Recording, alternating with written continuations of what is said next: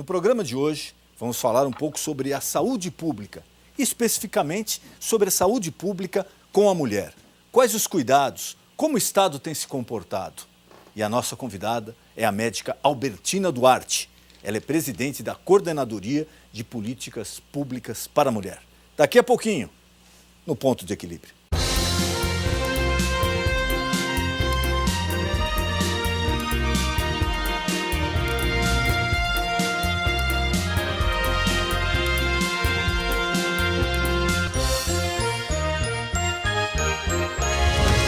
Toda mulher sabe sobre a importância de ir ao ginecologista pelo menos uma vez ao ano.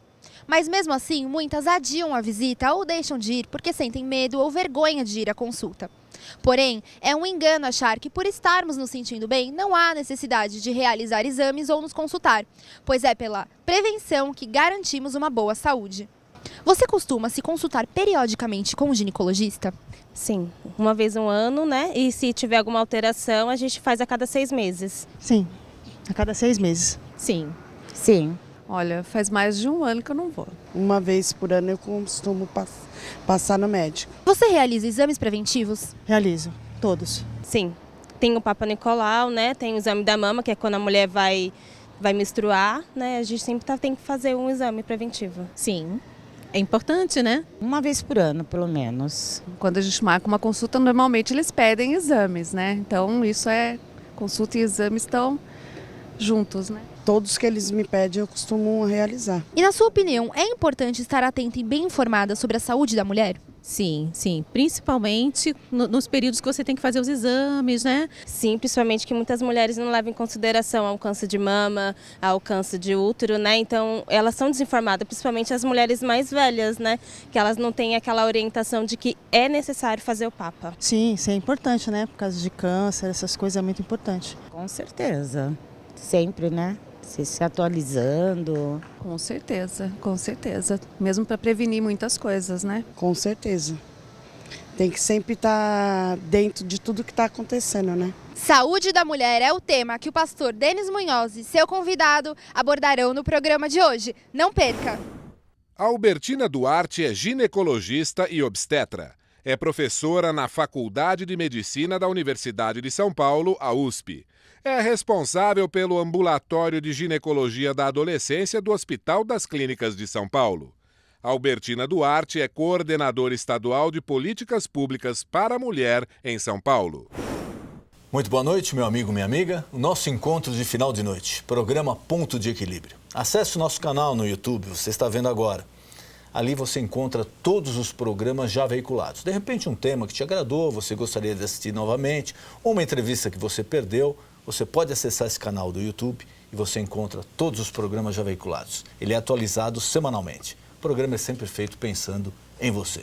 E hoje é com imenso prazer que eu recebo novamente a doutora Albertina Duarte. Ela é coordenadora, médica e coordenadora de políticas públicas para a mulher. Doutora, obrigado por ter aceito o convite. Eu que agradeço. Já conversamos aqui a outra vez, já quase 3 anos atrás, nós já tivemos um bate-papo aqui, só nos deu o prazer da sua presença, falar um pouquinho sobre essa política pública, a prevenção, a saúde da mulher. Mas antes de entrar no assunto, queria que o senhor explicasse para o nosso telespectador um pouquinho. O que é a Coordenadoria de Política Pública para a Mulher? Desde agosto, que eu fui convidada pelo governo do estado, muito preocupada com as mulheres. E por que eu aceitei? Aceitei achando que essa vivência que eu tinha acumulado, aprendendo com as mulheres, no Hospital das Clínicas, que é a minha grande casa, e com o programa do adolescente que eu dirijo, que eu poderia estar ajudando na discussão da questão de como fazer um plano para que a política pública do Estado, que já existe, nós somos um Estado que teve a primeira delegacia da mulher, tivemos o primeiro Conselho da Condição Feminina, então eu só estou pegando a situação, uma situação muito privilegiada. Mas a minha preocupação muito grande era com as situações das mulheres vulneráveis, que ainda nós temos indicadores no Brasil e no Estado de São Paulo que nos preocupam. O Brasil é um país que é um continente, mas o Estado de São Paulo, ele dita na questão, por exemplo, da AIDS, do HPV, do próprio atendimento à mulher na questão da mama. São Paulo é realmente um exemplo. Mas se São Paulo ainda precisa melhorar, imagina todo o Brasil. Então eu aceitei esse desafio E agora estou aqui discutindo com você com esse novo cargo, né?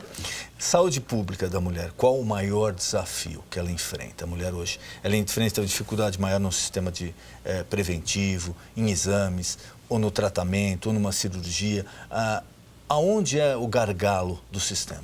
Veja, nós temos hoje o Sistema Único de Saúde, que é uma conquista para a América Latina, uma conquista para o mundo, né? Que é um sistema que os Estados Unidos não têm, né? Quer dizer, esse sistema que poderia atender a mulher em todas as fases da vida. Mas eu, cada vez que eu me levanto de manhã e digo, morrem 100 mil mulheres por ano, morrem 285 por dia. E do que morrem? Morrem por câncer de mama, por câncer de colo de útero, por HIV, por violência, mulheres que são mortas pelos seus companheiros, morrem por questões de parto, pós-parto e aborto, e morrem também por questões cardiovasculares. Então, você imagina o que é 285 por dia e o que é 100 mil. Nós estamos numa guerra no Brasil. Então, eu fico assim, imagina, eu lido com vida, né? Não, 100 mil pessoas por ano é metade do efetivo de soldados americanos que morreram no Iraque. Então, e as pessoas não estão discutindo isso, quer dizer, então eu vejo assim, olha, por essas causas, 66 mil morrem por cardiovasculares. Veja, isso é muito fácil, evitar o problema cardíaco que dê consequências, evitar a obesidade, evitar o estresse, fazer com que essa mulher não tenha pressão alta. Quer dizer, esse problema cardíaco da mulher, eu tenho uma dúvida, algumas pessoas já me falaram sobre isso, que tem aumentado muito porque a mulher, ela começou a ter uma carga de trabalho e de estresse muito parecida ao que o homem tinha há 20, 30 anos atrás. Hoje ela divide isso com o marido, ou se é solteira, ela já tem essa carga. Será que é em função disso também, doutor? Eu não tenho dúvida, porque, na verdade, o estrógeno protegeria a mulher. Então, a mulher, até a menopausa, ela estaria protegida. Depois que ela entra na menopausa, com essa carga de acúmulo que a mulher tem... Por exemplo, hoje as mulheres têm muito mais câncer de tireoide. Quer dizer, é como se o gargalo estivesse aqui. Então, essa mulher que tem tanto estresse, hoje tem metade de mulheres hoje dirigindo famílias, quer dizer, os companheiros morrem, ela fica sozinha, ou então ela é grávida, adolescente, e fica sozinha cuidando da família. Então, quantas mulheres cuidam dos netos e das filhas sozinhas? Então, isso faz com que essa mulher que vive mais, nós temos mulheres hoje, a idade média da mulher hoje está em torno de 72 anos, e em São Paulo, 79 de morte, comparando com o homem, ela vive mais 4 a 5 anos que o homem, que o companheiro, então ela acaba ficando sozinha. E a mulher sozinha, ela cuida de tudo. Eu tenho mulheres com 80 anos que nunca tinham entrado num banco, quando o marido morre, ela vai para o banco, vai para a terra. Que tem que fazer, né? Tem que fazer. Então, a mulher é uma grande acolhedora e um grande aprendizado. Então, veja, eu não tenho dúvida que essa sobrecarga de mágoas, de dores e de não valorização, porque uma mulher com 60 anos considerada velha e que o marido atrai e diz assim para ela, você está velha, eu vou buscar uma mais nova que você. Ela desmonta em qualquer classe social. Então, tem muitas mulheres traídas, muitas mulheres hoje tendo HPV e HIV depois da terceira idade, quer dizer, elas foram traídas, então isso são mágoas. Então isso já é uma situação. Mas sem dúvida nenhuma, a mulher hoje trabalha muito, né? A mulher trabalha em casa, trabalha fora de casa, aguenta a barra, né? O câncer de mama, nós já trouxemos alguns especialistas aqui falando da importância do exame, da prevenção, do tratamento. Mas a senhora que enfrenta isso no dia a dia, qual a dica que a senhora passa para a nossa telespectadora? Porque parece que é o câncer que mais aflige a mulher. Com certeza.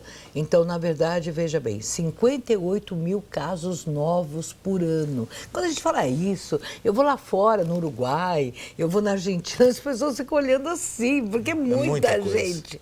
58 mil casos, sendo 18 mil mortes. 18 mil mulheres morrem. E elas morrem onde? Quem morre? Morre mais a mulher negra, a mulher pobre e a mulher que não tem assistência. Mas nós temos assistência. Então, não. Então, o diagnóstico precoce é fundamental. Veja, a mulher descobre um nódulo ou ela se examina. É fundamental, você sabe que o exame, o autoexame é importante, mas ele não resolve. Então, a mamografia é importante, a ultrassonografia acoplada à mamografia é fundamental, mas a urgência entre diagnosticar e ser atendida é esse tempo que salva, essa ponte gente que salva. E nós temos aqui em São Paulo as carretas, quer dizer, as carretas que também fazem um grande diagnóstico. Então, São Paulo hoje atende casos do Brasil, 20% do SUS. E hoje eu visitei um hospital que é o Santo Antônio, lá na Penha, então havia mulheres bolivianas tendo nenê. Quer dizer, então além da gente receber o Brasil, a gente recebe a América Qualquer Latina. pessoa tem direito a esse serviço. Esse serviço, então, mas é fundamental, nós temos que ter. Em São Paulo, com 17 faculdades de medicina, agora mais.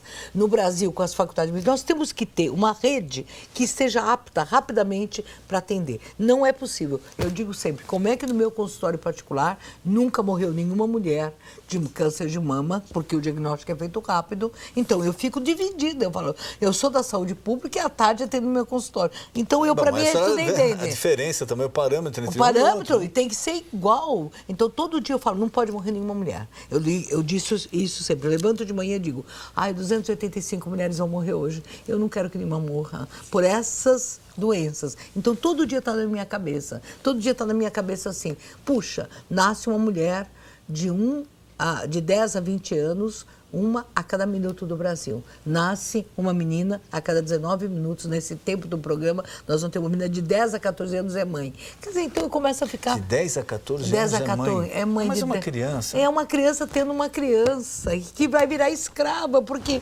ela com 10... Hoje eu fui no hospital e vi uma menina de 15 anos dando à luz. É muito difícil a gente ver uma menina de 10 a 14, é uma criança dando à luz, uma criança. Já fiz parto de menina de 10, de 11, de 12. 10 anos de idade sendo mãe. De 12. Então, veja, mas essa menina que é mãe, querido, ela volta a ser mãe mais rápido. Ela não aprende a lição. Todo mundo pensa, ela foi mãe, agora filho. Não, ela fica tão sozinha, tão abandonada, que o primeiro namorado que fala assim, olha, esse nenê é bonitinho, você é linda, ela fica outra vez. Então, essa menina de 10 a 14 anos, ela não pode continuar tendo bebês. E como é que o Brasil, um país que tem o SUS, é o país que na América Latina aumentou mais a gravidez de 10 a 14 anos. É a falta de informação? Também passa por aí ou não? Não é. É isso que eu quero dizer. São Paulo reduziu em 17% a gravidez na adolescência de 10 a 14 anos. 40% de 10 a 19. Quer dizer, então, se São Paulo não tivesse ajudado, o Brasil teria aumentado muito mais a gravidez de 10 a 14. Não é informação, é insegurança. Hoje, a menina de 10 anos, 11 anos, recebe uma bomba, tipo assim, você tem que ser bonita, loira, de olho azul, linda, os valores. Ela vê na televisão aquela mulher linda e ela fala, nunca você. Então, é o início precoce da primeira relação, é a falta de metas de futuro. Nós temos que ter uma educação voltada para o futuro, voltada para o empoderamento da mulher. Hoje, nós estamos neste milênio, com tanta informação por todas as redes sociais, é impossível que a mulher não tenha o poder de dizer não, mas ela perdeu o poder de dizer não. Ela tem medo de não agradar. E essa filha de mãe adolescente continua sendo neta de avó adolescente. É uma continuidade, é uma cultura. Fora de São Paulo, esse índice é maior, menor? Muito maior. Muito maior? Não, São Paulo, eu tenho muita felicidade. Nós estamos em 15%, quer dizer, cada 100 mulheres que dão luz, 15 são adolescentes. Esse índice é parecido com a Argentina, é parecido com o Chile, é parecido com os Estados Unidos. Mas no Japão são 2%. E na Inglaterra é 6%. Então, e o Brasil gasta 10% do seu PIB na questão da gravidez na adolescência. Então, nós temos lugares como Roraima, que é 33%. Nós temos lugares que é 30%. O adolescente se abrange até que idade? Até 19 anos, até 20 anos incompleto. Então, essa menina, ela sai da escola, porque ela não volta para a escola. E se ela volta... porque via de regra também não tem condição de pagar uma pessoa para cuidar da filha, né? É uma criança, como se ela for uma criança que deve outra criança. E ela não tem, então essa criança tem mais mortalidade materna, mais situações de risco, ou é mais obesa, ou tem violência, porque essa menina... E nós temos hoje um fenômeno muito importante, que é a mulher, a família da menina, adotando totalmente essa criança. Quer dizer, então nós temos a família da menina em 72%, mais de 70% é que cuida da criança, porque a família do menino fica ausente. E na parte de drogas, eu li recentemente também que subiu muito, até exageradamente, o consumo de álcool por parte das mulheres. Subiu demais. E as outras drogas também, as drogas que não são socialmente aceitas, também subiu. Isso daí provocou o índice de aumento nas doenças da mulher? Com certeza. A questão da autoestima dessa menina, que às vezes precisa ir numa festa beber para se sentir do grupo. Então, o início do álcool está em torno de 10, 11 anos. Então, hoje, muitas meninas bebendo nas festas para ter coragem do que falar e para fazer parte da turma. E claro que hoje a gente sabe que a questão do álcool começada como cigarro, ele continua, e a questão da relação com a depressão. Saiu um dado importante, nós tivemos uma tese da Fiocruz maravilhosa de uma professora, Teresa, que disse da questão, ela entrevistou 20 mil mulheres, 26% de depressão pós-parto. Eu acho que esse número é importante ser falado, mas a gente está aumentando a depressão pós-parto. Como é essa depressão pós-parto?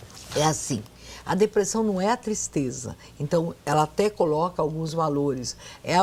Há muita mulher, depois que ganha o neném, e hoje o evento do nascer, quer dizer, ela às vezes não quis ficar grávida, ela teve essa gravidez sem saber, então todo mundo cobrando, ela não dá conta. Então, a depressão real, ela não quer ver a criança, não quer amamentar, tem pensamentos mórbidos até de matar a criança. Já tive casos, quer dizer, a depressão caracterizada é aquela que a mãe não quer olhar para a criança, que desconhece. Se afasta totalmente da criança. Às vezes dura um ano para a mãe reconhecer essa criança.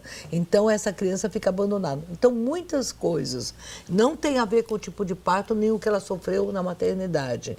Ela tem a ver com que ela foi de rejeitada, a falta do companheiro, o não dar conta, a pressão social, às vezes economicamente também, ela sente muitas dificuldades, então ela tem depressão pós-parto. Isso ninguém falava, porque tanto o medo é igual ao abuso, a mulher tem tanto medo... Que prefere guardar para ela... Mas tem mãe que bate em criança, existem várias crianças, quantas crianças que eu tenho, uma das coisas que eu tenho preocupação é às vezes pegar a criança que está machucada, está com hematoma e tudo. Então, a gravidez na adolescência também gera essa situação dessa menina que se sentiu roubada das suas atividades e isso. Então, as teses mostram que mulher na adolescência tem mais depressão e também é mais violenta com seus filhos, se ela não for acolhida. Quer dizer, então, é claro que todo o meu trabalho que começou na questão da adolescência é justamente para que essa menina tenha todo um acompanhamento, porque ela pode ser abandonada pelo companheiro. Então, sozinha,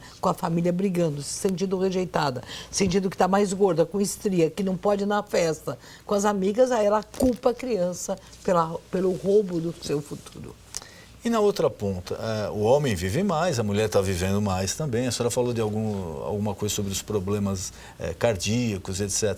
Para a mulher que já está vivendo mais, quais as doenças que apareceram? Quais as coisas que ela está enfrentando que... Antigamente, aquela senhora não enfrentava porque morria antes, né? Mas hoje está vivendo mais. O que ela está enfrentando? Ela está enfrentando a obesidade, né? Está enfrentando problemas cardíacos, câncer tardio também, né? De ovário e de mama também. Então, eu tenho casos... A gente está vendo aumento do câncer de mama mesmo com 60 anos, com 70 anos. Mas a questão do HIV... do HIV porque ela foi traída. Mas uma depressão é porque ela fica com o ninho vazio, ela não tem mais papel. E se ela foi traída, então as situações psicológicas mudam. Então tem muitas mulheres que isso não é computado, mas as mulheres tomando muito antidepressivo porque ela sente que ela não é mais desejada. Então essa depressão, esses fatores psicológicos, eu acho que é um problema que a gente tem que pensar na terceira idade. Então uma das coisas que eu queria muito, né, é todos os jogos da terceira idade, vai ter agora em Americana, Jogos da Terceira Idade. Eu acho que, eu sempre brinco que eu queria ter uma menstruação esportiva. A mulher parou de menstruar, mas todo mês ter atividades esportivas. Quer dizer, o mercado que rejeita essa mulher, mas que faça com que ela possa ter nas praças, todas as atividades. Isso São Paulo pode fazer, o Brasil pode fazer. E a obesidade parece que aqui no Brasil ela está atingindo níveis assim alarmantes. Nos Estados Unidos já se comenta que a obesidade ela deixou de ser uma epidemia e vai virar uma pandemia em pouco tempo. Eles estimam que a obesidade vai custar para o governo americano mais do que qualquer guerra até hoje. O nível de preocupação. E parece que aqui no Brasil nós estamos, infelizmente, caminhando na mesma reta. As pessoas perderam a memória de almoçar juntos. Quer dizer, desde sempre a criança come tudo que é descartável ou tudo que é bolacha, e aí você não percebe, desde aquela minha mãe que tem dificuldade de fazer a sopinha para ela, quer dizer, a sopa, quer dizer, eu cheguei aqui no Brasil, não tinha geladeira, né? Eu vim com 7 anos, então há mais de 50 anos não tinha geladeira, e as mães faziam e guardavam, né? Quem não se lembra de guardar, as pessoas que estão me ouvindo sabiam que você guardava até carne dentro de banha e tudo guardada. E aqui, hoje a gente ficaria imaginando que não dá para não ter geladeira. Mas veja, a questão de não fazer a comida em casa, o adolescente não faz, a mulher adulta não faz, não prepara nada e come muito. E para a mulher também, na terceira idade, às vezes é aquela comodidade, porque só ela, o marido, já tem idade. Fala, eu vou comprar uma coisa pronta. Eu cansei. Não vou cozinhar para 2 pessoas. Então, uma das coisas que eu digo é que aquela questão da sopa, né, e a questão de comer muita farinha à noite, né? Quer dizer, então voltar à sopa dos antigos, dos portugueses, dos italianos, fazer a sopa da noite, né? Com tudo que sobrou, né? Que é bem mais nutritivo. Então, o que eu estou achando? Que realmente o consumo de farinhas, o consumo... Tanto que você viu que hoje a intolerância ao glúten está muito grande, mas as pessoas comem muita farinha, muito leite, muito tudo com açúcar e muito sódio e potássio. Então, tenho adolescentes hoje e mulheres já com 30 anos que, pela obesidade, são hipertensas. Então, a obesidade gera hipertensão. A obesidade é pior do que a bebida, porque quanto mais obesa, mais risco de câncer de abdômen, do ovário e do útero. Então, realmente, os Estados Unidos está correto na questão da preocupação com a obesidade. E lá eles lançaram uma guerra midiática também. Hoje se combate comida com gordura trans, tudo. Excesso de açúcar, etc. Hoje eles têm um espaço grande na mídia de governo para combater tudo isso. Porque custa muito caro mesmo, né? Quer dizer, então veja, o aumento das cirurgias bariátricas, né? Muito, quer dizer, que a gente não imaginaria hoje que as pessoas procurariam a cirurgia bariátrica. E às vezes adolescentes com 15, 16 anos fazendo cirurgia bariátrica. Então nós temos cirurgias bariátricas e cirurgia plástica, quer dizer, virou uma loucura. As mulheres se sentem feias e querem dar jeitos também mágicos, né? Então, acho que realmente uma das discussões é que toda mulher, antes da menstruação, 15 dias, 10 dias antes da menstruação, 10 dias, quando ela aumenta muito a vontade de comer chocolate e doces, ela podia fazer uma dieta uma semana antes. Eu tenho dito isso para todas as mulheres, quer dizer, porque todo mês ela acumula um pouquinho, uma poupança de gordura. Isso durante anos fica como? Então, a mulher que está gorda é extremamente infeliz, é difícil para ela fazer exercício porque ela não quer sair, tem medo de cair e tudo. Então, os exercícios são fundamentais, principalmente quando a mulher entra na menopausa. E de exames preventivos? O que a senhora fala para a mulher? Qual a idade deve começar? Qual exame deve ser feito? Como ela deve se precaver? Eu vou falar uma coisa que não todos os médicos não concordam, mas para mim, está cada vez mais claro isso. O Programa Nacional mostra que o Papa Nicolau é depois dos 25 anos. Eu não. Eu acho que toda mulher que começou a ter vida sexual tem que fazer o Papa Nicolau. O Papa Nicolau é um recurso que a gente pode ver se tem HPV, se tem alguma doença sexualmente transmissível, pode ser um alerta. E o Papa Nicolau custa muito pouco, caro. Muito pouco, é um exame muito simples. Eu tenho adolescentes com 12, 13 anos que já têm doenças sexualmente transmissíveis. E o Papa Nicolau me dá um alerta. Essas mulheres com doenças sexualmente transmissíveis terão câncer de colo de útero aos 25 anos, que é a idade que é recomendado para fazer o Papa Nicolau. Então, Papa Nicolau tem que ser um passaporte. Todo ano a mulher tem que fazer o Papa Nicolau. Isso é fundamental. Considero que exames de mama a partir dos 40 anos têm que ser feitos. Quer dizer, e se a menina tem uma irmã ou uma mãe que teve câncer com 45, ela tem que fazer 10 anos antes, aos 35. Começar aos 35. Isso. Então, isso é fundamental. Então, 2 exames que você já cobre câncer de colo e já cobre câncer de mama. Outra coisa importante, ela controlar esse peso. O peso é fundamental. O aumento de peso revela aumento também de pressão. Então, ela saber como é que está a sua pressão, como é que está a sua massa corporal. Isso é fundamental. E todo tipo de... Tem dor da urina, tem infecção, não se automedicar. Porque o Brasil é muito automedicado. Então, aí, Hoje o antibiótico não se receita, se não tiver, só se compra com receita, mas isso tudo no Brasil é difícil, né? Fala que não, qualquer farmácia, desculpe, eu conheço várias pacientes minhas que acaba compram remédio. O jeitinho Brasil. Então, veja, a automedicação perigosa, os remédios para emagrecer, que eu acho que tem que tomar cuidado. Então, cuidado com o peso, cuidado e os exames que você me falou. Os exames mama, os exames de laboratório, para ver se está anêmica, quer dizer, aquela mulher que sangra muito, ela perde muito sangue na menstruação, então ela tem que saber se está anêmica. Então, aquela mulher que está cansada, saber se a hemoglobina dela está, o cálcio dela, o ferro dela, que é muito barato, os exames de urina, isso normais. E, a partir dos 45, 50 anos, a densitometria, para ver se ela está com osteoporose. Esses exames são exames importantíssimos.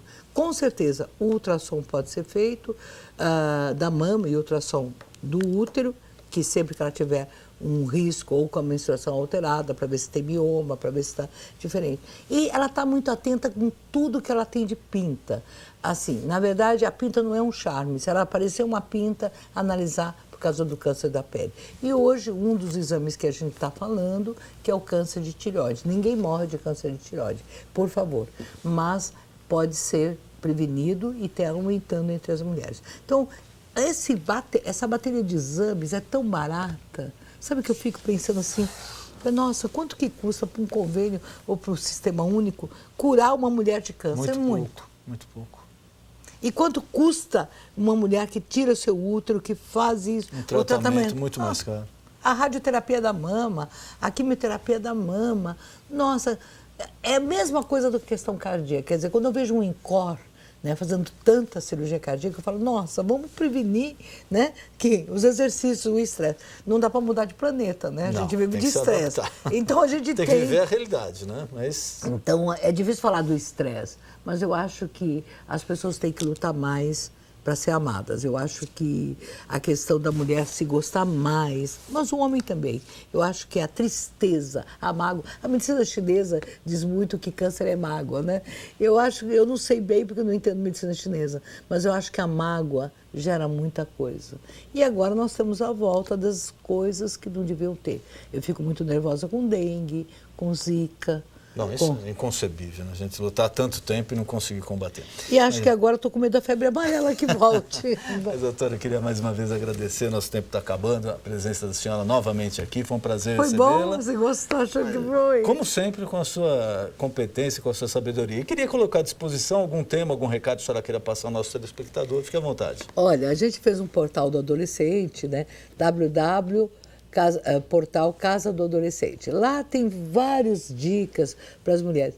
Eu quero voltar aqui para falar quando eu fizer o portal ou a rede que nós vamos ter. Dia 10 de junho, nós vamos fazer o primeiro programa do YouTube, que vai estar no YouTube da saúde, que a gente vai discutir grupos de mulheres nas salas de espera. Quer dizer, isso foi um acordo que eu fiz com a Secretaria de Saúde, em todas as unidades básicas do Estado, que são 4.000, nós vamos começar a preparar os profissionais para fazer grupo de sala de espera. Roda de conversa. Eu chamei de oficina de sentimentos. Aí eu quero vir aqui para anunciar Já isso. está convidado. E no dia 23, no Centro de Comissões Rebouças, nós vamos estar atendendo todos os profissionais. Quem quiser mais informações, eu vou dar o número 3017 2017. Esse ainda é o programa do adolescente, porque a candonadoria vai começar a ter um canal que depois eu quero vir aqui, tá bom?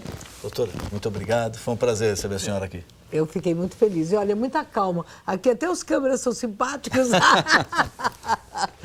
O nosso encontro de final de noite. Programa Ponto de Equilíbrio. Boa noite.